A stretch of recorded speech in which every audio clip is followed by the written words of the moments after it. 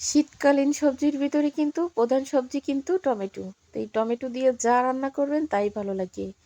টমেটোর ডাল, টমেটোর তরকারি, টমেটোর সালাদ যা করবেন তাই কিন্তু স্বাদ লাগে বা মজা লাগে। আর যদি এরকম ঘন ঘন করে মসুরির ডাল দিয়ে, টমেটো দিয়ে, ধনেপাতা দিয়ে রান্না করা হয়, সাথে যদি আলু ভর্তা থাকে শীতের সকালে, আর কি লাগে বলেন তো?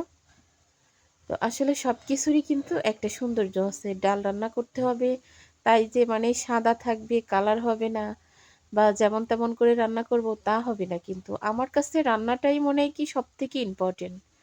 একটা ফ্যামিলিতে মানে সুন্দর পরিবেশ বা পরিবেশন করার জন্য খাবারটাই কিন্তু তার প্রধান জিনিস। তো সেই জিনিসটা যদি আমি সুন্দর মতো না করি, তো আমরা বাঙালিরা কিন্তু মাছে ভাতেই বাঙালি, ডাল ভাতেই কিন্তু বাঙালি। আমরা কিন্তু ওই চাইনিজ রেস্টুরেন্ট এগুলাতে কিন্তু আমরা অভ্যস্ত না। আমরা ডাল ভাতেই কিন্তু আমরা অভ্যস্ত। তো সেই ডাল ভাতটাই যদি সুন্দর মতো পরিপূর্ণ মতো যদি না হয়, তাহলে কি করে হয় বলেন? ডাল রান্না করলে দেখি হলুদ থাকে না, তারপরে পেঁয়াজ মরিচ কোনো রকম একটুখানি দিয়ে ডাল তেলে দেয়। ওইটা কিন্তু একদমই আমার কাছে অপছন্দ। তা আমার পেঁয়াজ মরিচ কিন্তু পেঁয়াজ রসুন ভাজি হয়ে গেছে।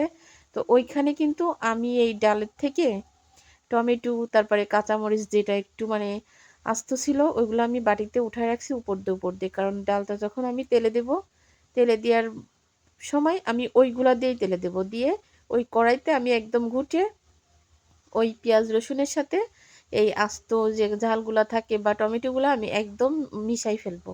এই জন্য আমি ওইটা এক্সট্রা করে বাটিতে উঠায় রেখে দিছি। কারণ পেঁয়াজের ভিতরে যখন ডাল দেব তখন কিন্তু ওইভাবে খুঁটে নেওয়া হয় না। এই জন্য বাটিতে উঠায় রেখে খুঁটে ঘুটে ডালির ভিতরে দিয়ে এই যে জাল